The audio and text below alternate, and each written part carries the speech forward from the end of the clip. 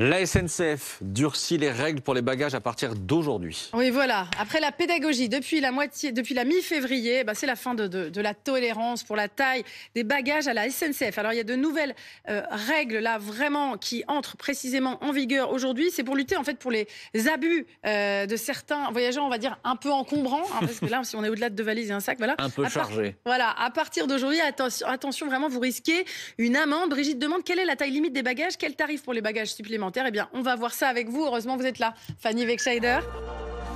Bonjour. Fanny, pour éviter d'être verbalisée, rappelez-nous les règles à respecter. Alors en effet, ces règles, elles ont lieu depuis 7 mois, mais maintenant, ça y est, la verbalisation arrive. Alors ça concerne certains trains, les TGV Ouigo et les trains intercités.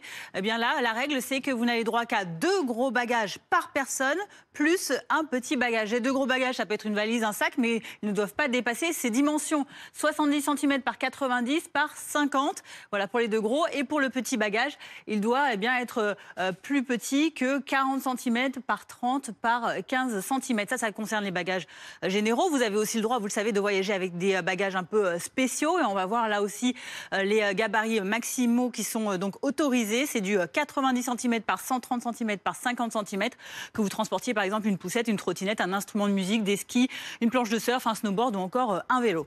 Alors, là où ça se complique, c'est que les tailles de bagages imposées varient en fonction des trains. Ouais, alors là, c'est un sacré casse-tête. C'était trop simple. Alors regardez, vous allez le voir en effet, selon bien que vous transportez, que vous voyagez dans même au sein de la SNCF, dans un TGV par exemple, les Ouigo, et bien là, les tailles sont encore différentes. C'est du 55 cm par 35 par 25 qui est autorisé. C'est calé plutôt sur les gabarits Air France, là, et vous le voyez, donc la taille est différente. Et ça se complique encore, écoutez, quand on pense à l'ouverture de la concurrence.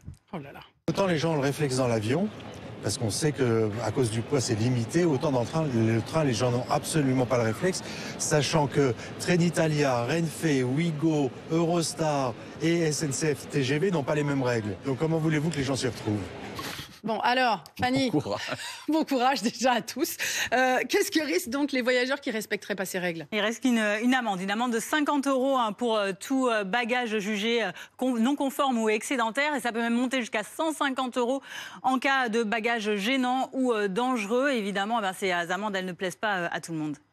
Merci beaucoup, Fanny, et courage, effectivement.